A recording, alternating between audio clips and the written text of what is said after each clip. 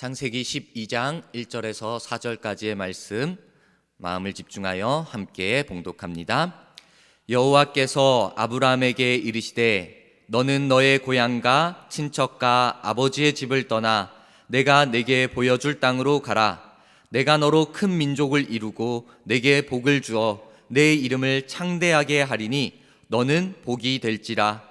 너를 축복하는 자에게는 내가 복을 내리고 너를 저주하는 자에게는 내가 저주하리니 땅의 모든 족속이 너로 말미암아 복을 얻을 것이라 하신지라. 이에 아브라함이 여호와의 말씀을 따라갔고 롯도 그와 함께 갔으며 아브라함이 하란을 떠날 때 75세였더라. 아멘. 오늘 본문의 말씀은 하나님께서 아브라함에게 나타나시어서 그를 부르시고 말씀하시는 장면으로 시작되고 있습니다.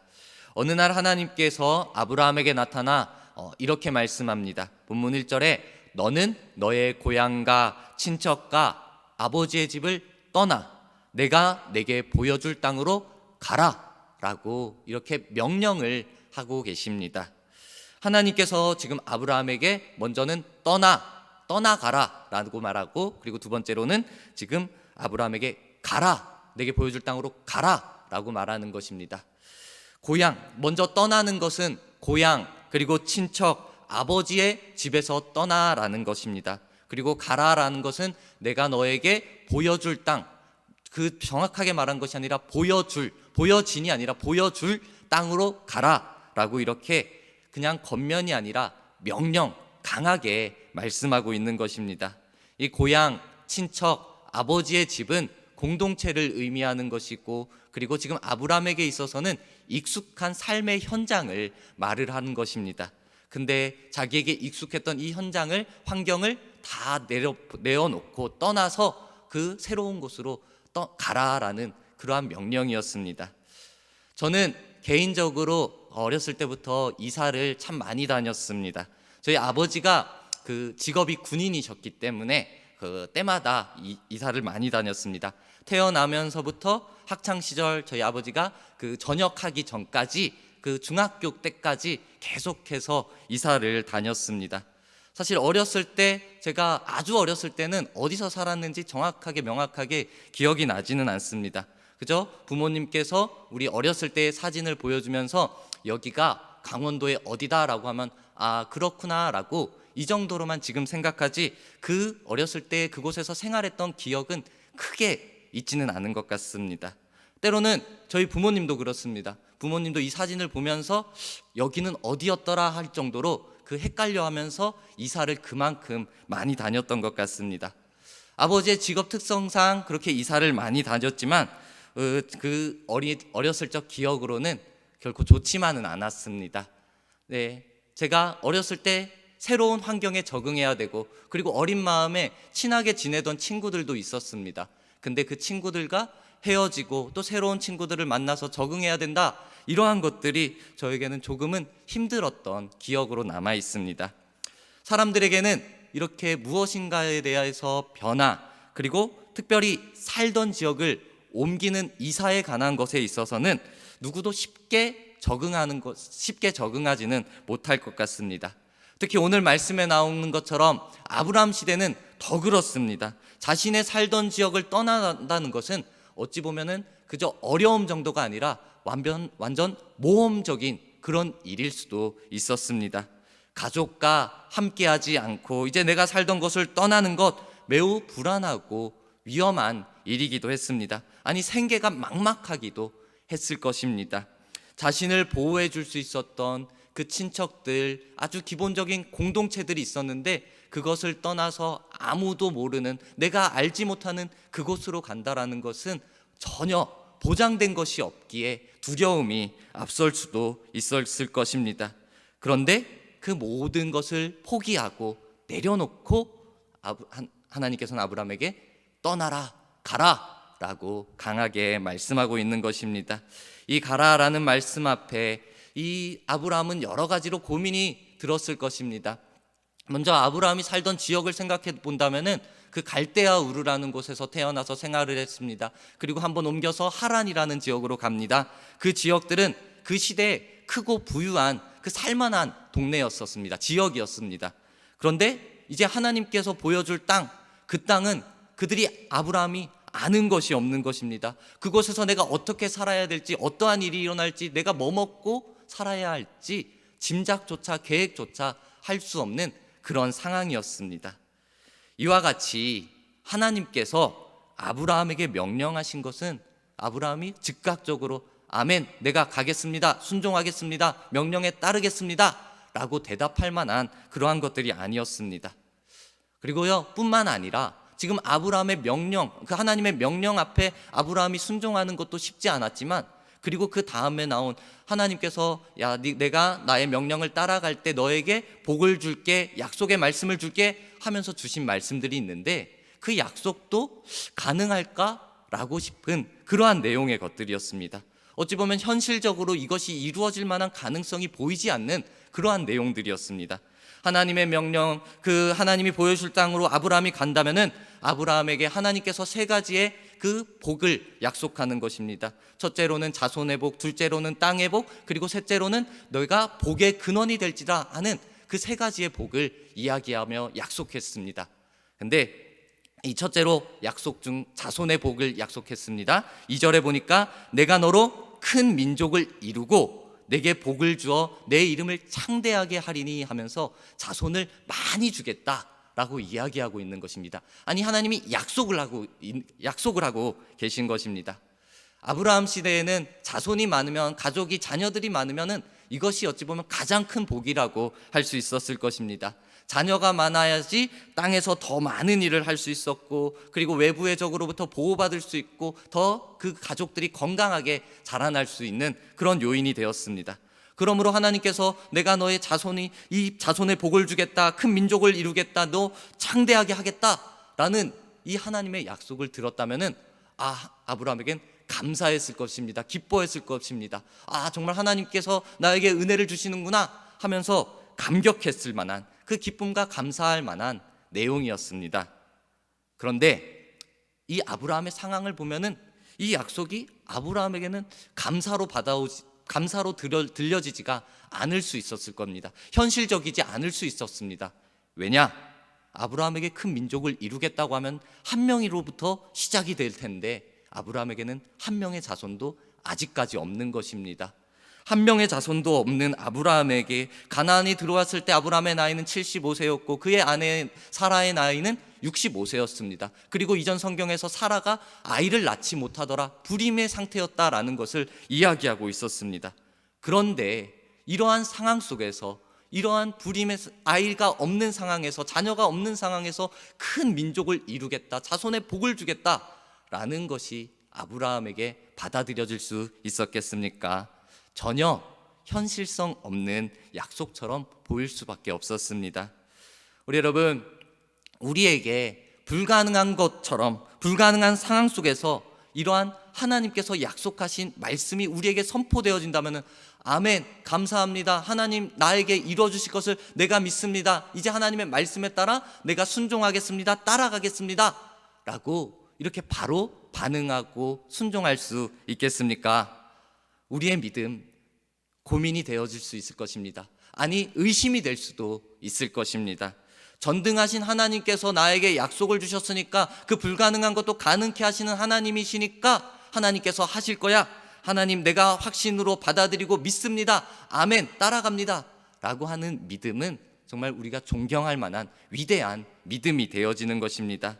아브라함, 자녀들이 없는 그 절망 속에 있었습니다. 어찌 보면 슬픔 속에 있었습니다. 아브라함이 이 절망을 하나님의 약속 앞에 굴복시킬 수 있었던 것은 다른 것이 아니라 바로 하나님의 약속을 전적으로 신뢰하는 믿음이 그 아브라함 안에 있었기 때문입니다. 혹시 우리의 믿음이 연약한 것이 내가 아직 하나님만을 전적으로 바라보는 믿음이 아니라 내가 가지고 있는 것이 있어서, 내가 할 수 있는 것이 있어서, 내게 지혜와 방법이 있어서 하나님을 전적으로 의지하지 못하는 그러한 모습이 우리 안에 있지는 않습니까? 우리 분명히 생각하고 바라봐야 할 것은 믿음이 절망을 이기는 힘이 되어집니다. 혹시 우리 가운데 지금 절망의 순간, 절대 불가능의 순간을 경험하고 있고 그리고 그 과정을 통과하고 있는 그러한 사람들이 있다면 오늘 하나님을 바라봅시다.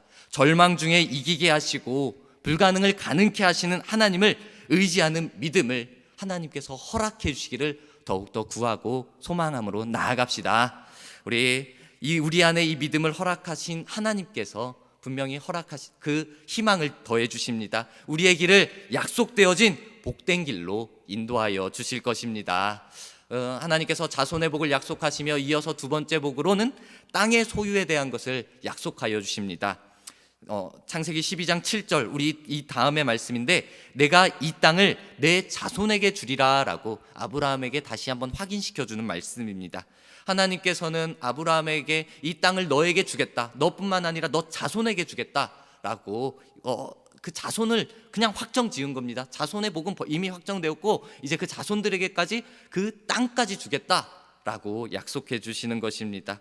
근데 이 약속도 첫 번째가 이루어지지 않으면 두 번째까지도 이 약속이 믿어지지 않을 것입니다. 도저히 아브라함에게 일어날 것 같지 않은 약속의 내용입니다. 아브라함이 가나안에 들어올 때 가나안 땅에 이미 땅이 딱 정해져 있어가지고 내가 이 땅에서 살아야지 하는 그러한 상황이 아닙니다. 한 평의 땅도 가지지 못한 상황이었습니다. 어찌 보면 나그네 지나가는 인생일 수 있었습니다. 자녀들도 없고 가족들도 함께 살 땅이 없던 자녀가 아니라 가족들이 함께 살 수 없었던 그런 아브라함에게 많은 땅을 너에게 주겠다라고 말씀하니까 이것이 말도 안 되는 말씀처럼 아브라함에게는 또 참 고민처럼 들려올 것입니다.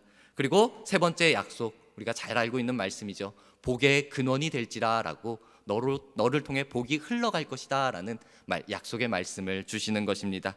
우리 본문 3절 하반절에 땅의 모든 족속이 너로 말미암아 복을 얻을 것이라 라고 이렇게 말씀하고 있습니다. 우리는 이미 이 말씀을 너무나 잘 알고 있습니다. 하나님께서 아브라함이 복의 근원이 될 것이라 이 하신 말씀, 아브라함을 통하여 다른 사람이 복을 받는다라는 것입니다. 땅의 모든 족속이 아브라함으로 인하여서 복을 얻을 것이다 라는 약속을 지금 주셨습니다.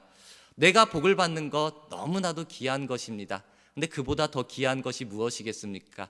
나를 통하여 하나님의 복이 다른 사람에게 흘러가는 것, 자녀들에게 흘러가고 이웃에게 흘러가고 그리고 하나님을 알지 못하는 이들에게 흘러간다면은 그것이 정말 많은 이들에게 얼마나 큰 은혜가 되고 나에게 큰 감격이 되겠습니까? 이러한 복의 통로, 이러한 복의 근원이, 복의 통로가 바로 아브라함에게 임한다라는 것입니다. 성경에 나오는 아브라함의 모습을 우리가 머릿속으로 생각해 본다면 이 말씀은 전혀 어색하지가 않습니다. 아니, 당연합니다. 아브라함 맞아, 복의 근원이 됐어, 복의 통로야 라고 당연히 생각합니다. 그런데 이 당시에 지금 이 상황에 있는 아브라함의 입장을 내가 아브라함이다 라고 생각한다면 하나님 도대체 무슨 생각으로 이런 약속을 하실까라는 의문이 들 수도 있습니다. 다시 말하지만 아브라함은 자녀도 없었습니다. 지금 가나안에 이주하게 된다 할지라도 그 안에서 의지할 것 없는, 땅 한 평 없는 나그네 신세였습니다. 아브라함이 다른 사람에게 내가 여기 왔으니까 당신에게 복을 줍니다, 당신을 축복합니다, 이것이 아니라 나 좀 도와주세요, 나에게 복을 흘려주세요 라고 도움을 구하는 그런 인생으로 시작을 해야 되는 입장이었습니다. 그런데 지금 복의 통로, 복의 근원이 될 것이다, 이 하나님의 약속을 믿는다라는 것이 결코 쉬운 일이 아니었습니다. 우리 하나님께서 아브라함에게 하신 명령, 떠나라 그리고 가라 하는 것도 사실 순종하기 힘든 어려운 형편의 명령이었지만 지금 그 말씀을 순종한다 했을 때 하나님께서 주시겠다 하신 약속하신 복들, 자녀들의 복, 그리고 땅에 대한 복, 복의 근원이 될 것이다 라는 이 세 가지 약속도 현실 불가능한 것처럼 보였습니다. 근데 우리가 성경의 말씀을 보면 어떻습니까? 그럼에도 불구하고 아브라함은 여호와의 말씀을 따라 순종하며 나아갑니다. 그 말씀에 순종하는 것입니다. 이것이 하나님을 향한 절대적인 믿음의 모습인 것입니다. 우리가 생각할 때 내 생각, 내가 알고 있었던 것, 내가 경험했던 것, 지식, 그리고 상식적인 것, 그것이 하나님께서 나에게 요구하고 요청하시고 이렇게 걸어가라, 내가 말한 이곳으로 너가 생각한 그대로 걸어가라 한다면은 우리는 그 길을 따라갈 수 있습니다. 그것은 어렵지 않습니다. 왜냐? 그냥 상식적이기에, 일반적인 것이기에, 틀림이 없기에 그냥 순종하는 것이 전혀 어렵지가 않습니다. 그런데 문제는 하나님께서 나의 지금까지의 경험, 지금까지의 지식, 그리고 내가 생각했던 것, 이것과는, 내 계획과는 다른 것으로 하나님께서 우리에게 요청하실 때입니다. 우리의 경험이나 상식으로는 전혀 이해가 되지 않는데 하나님께서 요청하실 때, 하나님 아멘, 내가 주님 말씀이시니까 순종하겠습니다 라고 순종하는 것이 결코 쉬운 일이 아닙니다. 그 말씀을 따르는 것은 우리 하나님, 그분에 대한 절대적인 믿음, 절대적인 신뢰가 없다면 불가능합니다. 아브라함, 이제 순종으로 나아가는 것, 그 순종에 앞서 무엇이 있었냐? 내 경험, 내 가족, 내 친척, 그리고 내 익숙했던 모든 것을 완전히 내려놓는 것입니다. 그리고 상식적으로 받아들이기 힘든 명령과 그리고 후에 주시겠다 하신 약속의 것들까지 받아들이는 겁니다. 믿는 것입니다. 하나님을 향한 그 믿음이 순종으로 떠날 수 있었고 나아갈 수 있었고 그 복의 약속을 믿게 만들어진 것입니다. 우리가 히브리서에서 믿음에 대해서 이렇게 말합니다. 히브리서 11장에 믿음은 바라는 것들의 실상이요 보이지 않는 것들의 증거니라고 말씀하고 있습니다. 아브라함 믿음이 있었습니다. 이 믿음 안에서 그 실상을 보았던 것입니다. 비록 지금 하나님의 말씀하시는 그 땅이 자기의 눈에는 보이지 않았습니다. 내가 너에게 보여줄 땅으로 가라 했을 때 그 땅이 보이지는 않습니다. 하지만 아브라함은 하나님의 말씀 가운데 들어있는 그 실상을 바라보며 나아갔던 것입니다. 어찌 보면은 아브라함은 그 하나님께서 말씀하신, 보여주신 땅을 바라본 것이 아닙니다. 주실 은혜를 바라본 것도 아니었습니다. 아브라함은 무엇을 바라보았습니까? 말씀하시고 약속하신 하나님을 바라보았던 것입니다. 그렇기에 아브라함에게 순종할 수 있는 믿음이 생겼던 것입니다. 전지전능한 하나님을 바라보니까, 전지전능한 하나님을 믿음으로 바라보니까 하나님의 말씀하심 앞에 순종할 수 있는 믿음이 더욱더 생겨난 것입니다. 우리 여러분, 하나님께서 이 말씀을 통하여서 야, 내가 말했으니까 너의 믿음을 지금 내가 테스트하는 거야, 시험하는 거야, 이러한 내용이 아닙니다. 이 말씀을 잘 본다면요, 세밀하게 철저하게 하나님의 계획하심 안에서 하나님께서 아브라함을 이끌고 하나님께서 인도함을 가지고 나아가는 것입니다. 아브라함이 살고 있던 지역이 그 갈대아 우르 하란이라는 지역이 크고 부유한 지역이라고 했습니다. 그런데 크고 부유했지만 먹고 살만했지만 그곳에는 문제가 있었습니다. 지금 우상을 섬기는 문화가 퍼져나가는 것입니다. 하나님을 두려워하지 않는 것입니다. 쇠퇴의 길로 가고 있었던 것입니다. 잘못된 문화와 내리막의 길에서 지금 아브라함을 끌어 인도하고 있었던 것입니다. 또한 아브라함의 모습을 통하여서도 하나님께서 일하시는 모습이 있었습니다. 그것이 무엇이냐? 아브라함은 하나님을 내가 잘 믿는다고 했었습니다. 내가 하나님을 잘 의지한다고 생각했습니다. 그런데 하나님께서 분명히 말씀하신 것, 너의 아버지의 집을 떠나, 본토 친척 집을 떠나. 그 아브라함은 아직까지도 내가 편안한 곳에 안주하고 있었던 것입니다. 그것들, 아버지의 집, 친척들, 익숙한 것들, 그것들을 아브라함이 붙잡고 있었던 것입니다.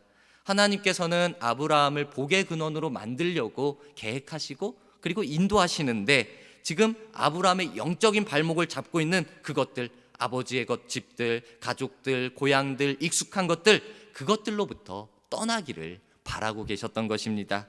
이러한 하나님의 철저하고 세밀한 계획이 아브라함을 향하여 있었던 것이고, 그 아브라함이 여호와의 말씀을 따라 순종하는 믿음의 모습을 보여주는 것입니다. 이제 아브라함이 순종했습니다. 떠났습니다. 나아갔습니다. 이제 그 이후에 이 역사를 본다면은 아브라함을 향한 하나님의 약속이 하나도 빠짐없이 다 이루어지게 됨을 우리가 보게 되어집니다. 도저히 이루어질 수 없을 것 같은 그 약속의 말씀이 빠짐없이 모두 그 이후에 성취되어지는 것입니다. 보십시오. 출애굽할 때 아브라함의 자손이 하늘의 별과 그리고 바다의 모래알처럼 많아졌다고 성경엔 기록하고 있습니다. 또 이스라엘 백성들이 모세의 뒤를 이어 여호수아를 따라서 가나안을 정복하고 가나안 땅을 소유하게 되어집니다. 또 이스라엘의 백성들이 열방의 빛으로 그들을 하나님께로 인도하는 복의 근원이 되어지는 것입니다. 아브라함의 자손 가운데에서 예수 그리스도가 탄생하시고 그리고 그 예수 그리스도로 말미암아 사람들이 구원함을 받게 되어지는 것입니다. 이것이 최고의 복의 근원, 복의 통로가 아브라함이 되어진 것입니다. 이 모든 것 하나님께서 빠짐없이 순종했던 아브라함에게 이루어 주신 것입니다.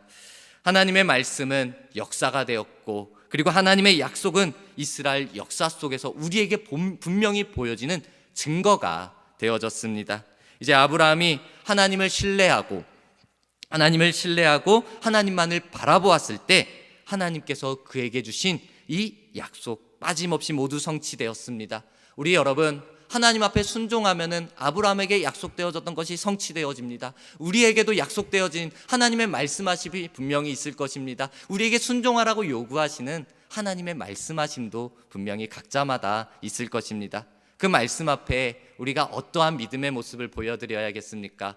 내 생각, 내 지식, 내 경험, 그리고 나의 익숙한 것을 따져보고 계산해보고 옳다, 이 정도면 되겠다 생각하고 아멘, 하나님, 내가 하나님 말씀에 순종하겠습니다, 이 방법으로 나아가겠습니까? 아니, 하나님이 나를 향한 계획이 분명히 있고 내가 이해할 수 없을지라도, 내가 다 계산한 것으로 아니다 할지라도 하나님의 말씀이기에 의심 없이 그저 순종합니다, 그저 따라가겠습니다 라는 이 믿음의 결단으로 주님의 명령에 따라가겠습니까?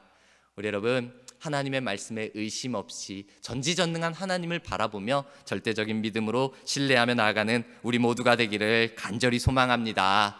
아브라함, 순종하기 힘든 하나님의 명령에도 불구하고 그 말씀을 주신 하나님을 신뢰하고 그 말씀에 순종하였던 것처럼 우리 또한 하나님을 신뢰하고 하나님의 말씀을 믿음으로 우리가 만나는 모든 상황, 근심과 걱정, 아니 절망의 상황까지 넉넉히 이겨나가는 저와 여러분들의 모습이 되기를 간절히 소망합니다. 뿐만 아니라 하나님의 말씀만을 의지하여 나아갔던 아브라함이 도저히 이룰 수 없었던 것을, 그것과 같은 자녀의 복, 땅의 복, 복의 근원, 이 되는 복을 받았던 것처럼 우리도 이제 이 세상을 살아가면서 아브라함처럼 하나님의 말씀에 절대적으로 의지하고 순종하며 나아가 봅시다. 그렇다면은 아브라함을 향하여 하나님께서 허락하셨던 그 놀라운 은혜와 복이 이 여호와의 말씀을 따라 살아가는 우리 모두에게 임하기를 간절히 축복합니다. 아멘.